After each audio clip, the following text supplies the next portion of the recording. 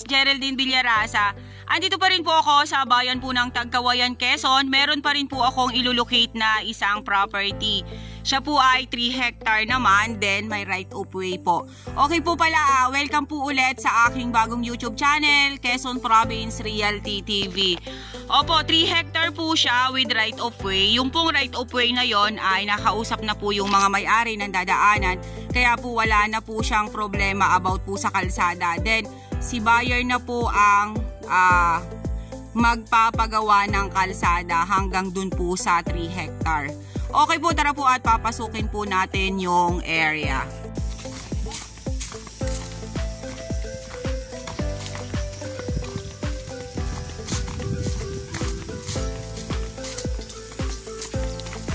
Mag-over the backwood po muna tayo.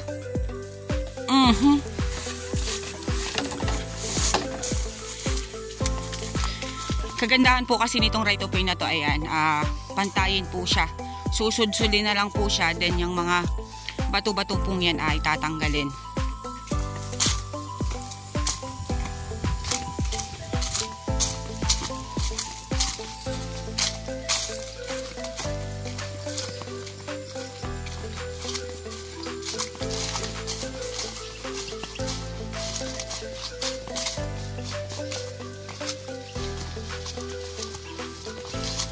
Guys, nandito na po ako sa property dito po sa 3 hektarya na binabanggit ko sa inyo kanina.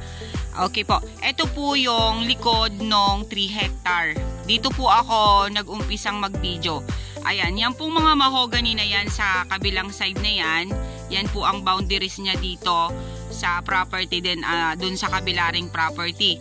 Yung pong sapa, ayan, pasok po siya dito sa 3 hectare. Ayan, makikita nyo naman po, siya po ay running water.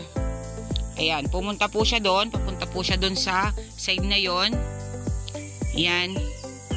Then, eto po yung laman ng 3 hectare. Ayan, dito pa rin po sa side na to, ayan, makikita po ninyo ang mga nyog. Nasa 200 ka puno po ang nyog dito sa loob ng property. Ito pong side na to, ayan, makikita nyo naman po na flat po yung area. Medyo lang po siya maramo, pero flat po yung area niya. Ayan pa rin po siya. Then, ito naman po yung kabilang side. Napakaganda po ng bunga ng nyug dito, kahit po medyo inabot po kami ng tag-init dito sa Quezon. Kasi nga po ay may sapa po siya dito sa loob ng area. Hindi po siya masyadong naapektuhan, yung bunga niya hindi naapektuhan ng tag-init, kaya makikita naman po ninyo napakalalaki po ng buo ng nyog niya. Then flat pa rin po dyan sa side na yan. Yung sapa po niyan ay bumaybaybay doon papunta doon. Yan, basta po yung sapa po ay nasa loob pa po ng property.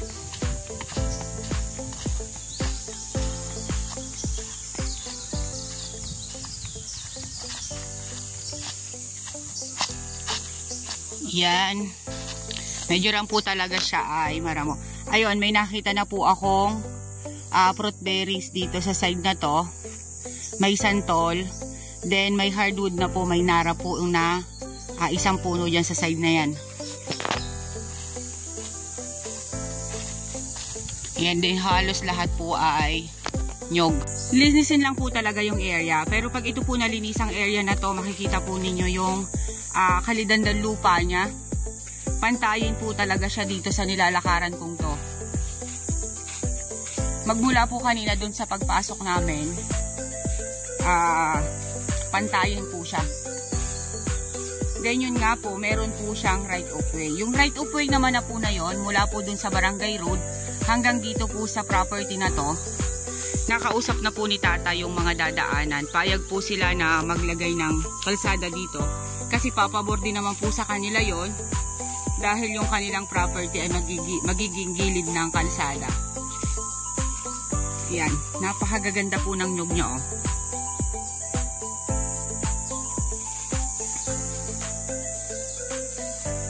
Okay po, yan pong side na yan, yan natututukan na ng aking camera. Yan po ay dating palayan. Pwede nyo pong ipagawa ngayon na fish pond. Kasi nga po may tubig po dito sa area.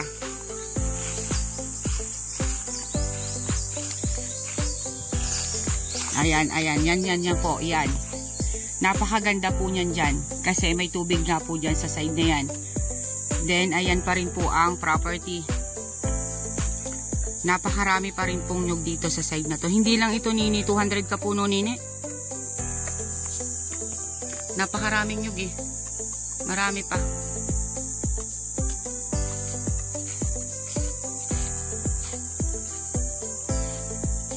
Ayan, meron pa rin pong mga maliliit. Ayan, maliliit na nyog. Then, ayan, may mangga pa rin po sa side na yan. Napakaraming ang bayabas. Halata pong walang batang naliligaw dito kasi napakarami pong hinog na bayabas. Ayan, dito lang po sa side na yan, medyo lang po talaga siya masukal or madamo. Inulan na po kasi dito sa amin, kaya madali pong tumutubo yung damo. Ang haba po na naging tag-init tapos bigla pong umulan, kaya ayan nagyabungan po yung mga damo niya. Flat pa rin po dito sa side na to. Ayan, halos po lahat siya ay pantayin.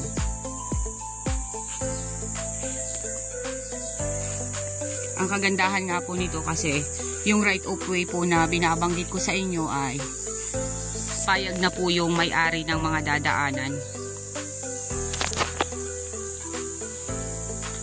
Ayan po, napakaganda po ng mga nyug niya.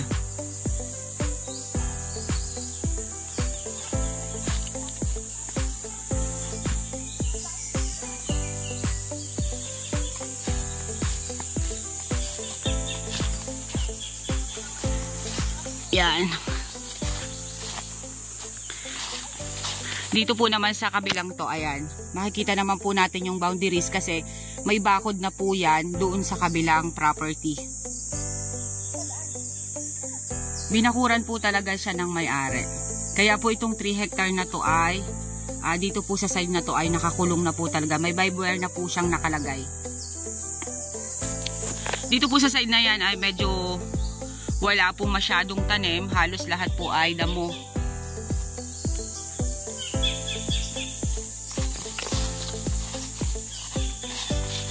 Punta naman po tayo sa ibang side. Then, ayan, flat pa rin po dito sa side na to. Tabas. Yan, ito pong part na to, pantayin pa rin po siya.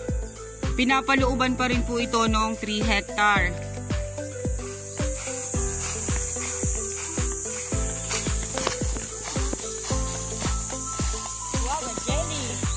Kagandahan po talaga dito kasi may sapa po siya sa loob na buhay. Kaya po wala pong problema sa tubig. Ayan, ito pong side na to medyo bumakanti po dito ng tanim. Wala po ditong mga nyog. Doon lang po sa may bandang palikod kanina ang maraming nyog. Then ito talaga ay mga bayabasa na.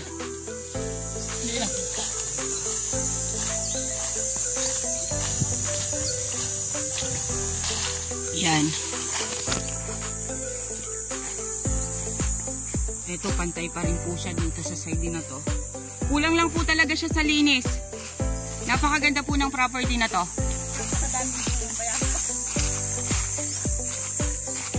Manguha kayo ng mga humuha at tayo ay magsisinigang sa miso. Ayan.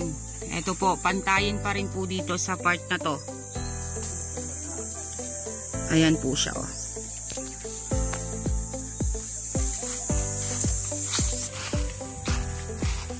Hindi lang po ito 200 ka puno na nyog kasi ayan, ang dami pa rin pong nyog dito sa side na to, oh.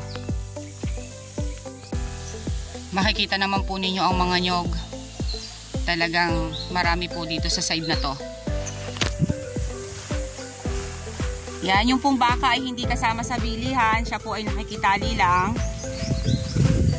Yan, pantayin pa rin po dyan sa side na yan. Yan pong mga nyog na yan, kasama pa rin po yan sa 3 hectare.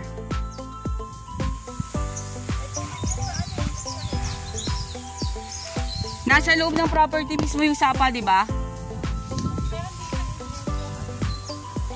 Parang kadugtong yan nung kaninang blinag ko.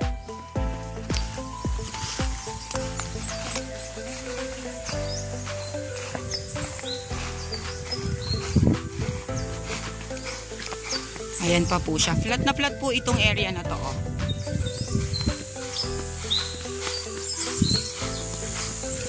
Acacia, di ba? Ayan, may ilang puno po ng acacia. Bali po 2 puno ng acacia, then batino. Yan na po nakita kong hardwood dito sa property. Acacia, batino at nara.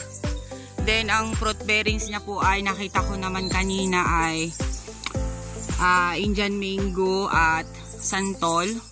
Then yun, napakarami po niyang bayaba sa loob ng property. Then ang nyug po niya, hindi lang po ito 200 kapuno. Nandiyan pa rin yung sapa. Ayan, ipapakita ko pa rin po sa inyo yung sapa. Kaya po, sagana po sa tubig itong area na to. Ito yung kadugtong kanina nung sa may fish pond. Oo. Ayan, yan pa po ang property. Ito po yung sapa pa rin po dito sa area. Ayan. Ayan, pumunta po siya dyan. Papunta po yan dun, sa side na yun. Okay guys, sabihin nyo na po ang property namin. Dito po ito sa Tagkawayan, Quezon. 3 hectare, may right of way po siya. Okay na po ang usap sa mga may-ari nung dadaanan. Then, siya po ay may sapa sa loob ng property. Nasa mahigit pong 200 kapuno ang nyog. Almost flat po ang area. May sapa po sa loob. At may mga fruit bearings din po dito sa area. Then may mga hardwood din po na gaya po ng nara at batino, acacia. Yun po yung nakita kong hardwood po dito sa property. Okay po, once again po ako po ulit ang inyong site locator, si Miss Geraldine Villarasa. Muli po akong maglalambing. Paki-like and share po ng aking mga vlog. At paki-subscribe po ng aking YouTube channel, Quezon Province Realty TV.